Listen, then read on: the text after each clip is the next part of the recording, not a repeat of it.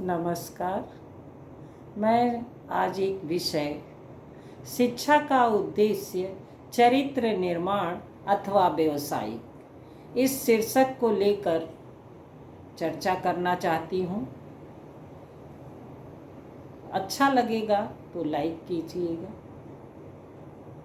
उस परमात्मा ने हमें बहुत अनमोल जीवन दिया है और हम अपना जीवन भिन्न भिन्न प्रकार से सुगम व सफल बनाते हैं। हमारे माता पिता तथा शिक्षक ही इस भूमि पर हमारा मार्गदर्शन करने वाले होते हैं। शिक्षा एक हमारे जीवन का अनमोल रत्न है जिसके अलग अलग उद्देश्य होते हैं। उन्हीं में से एक है चरित्र निर्माण।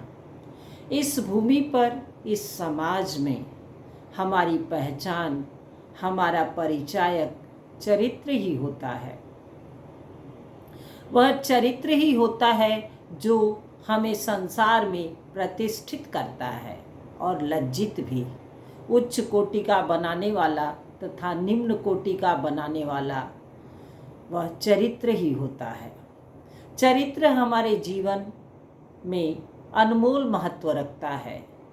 वह चरित्र ही होता है जिसके समक्ष ईश्वर को भी झुकना पड़ता है।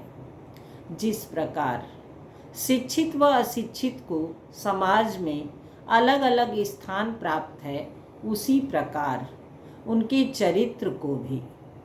अब प्रश्न यह उठता है कि चरित्र का निर्माण कैसे होता है तथा शिक्षा का इसमें कितना योगदान होता है।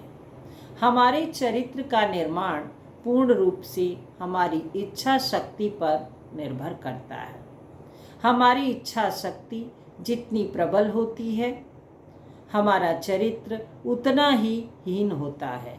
किंतु हमारा मन जितना संकोची स्वभाव का होता है, हमारा चरित्र उतना ही बलवान होता है। यदि कोई शिक्षित चरित्रहीन है तो शिक्षित होते हुए भी उसके पोषण से वंचित रह जाता है। किंतु उसी स्थान पर एक आचरणवान अशिक्षित हो तो वह शिक्षा से वंचित रह उसे पोषण से पोषित हो जाता है। हम जिस समाज में रहते हैं उस पर आजीवन 90% निर्भर करते हैं, तो कुपोषित लोगों का स्थान ही कहाँ है। फिर भी कुछ लोगों का मानना है कि धनार्जन ही सबसे अधिक महत्वपूर्ण है।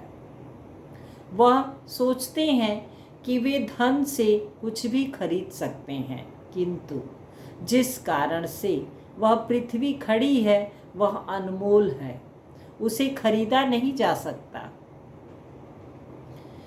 बल्कि प्रेम, भक्ति, श्रद्धा, मानवता, दयालुता जो चरित्र के अंग हैं, धनार्जन तो हम परिश्रम कर कभी भी कर सकते हैं, किंतु जिस प्रकार स्वास्थ्य के खो जाने पर उसे वापस अर्जित नहीं किया जा सकता, उसी प्रकार चरित्र के जाने पर कभी चरित्र वापस नहीं आता है।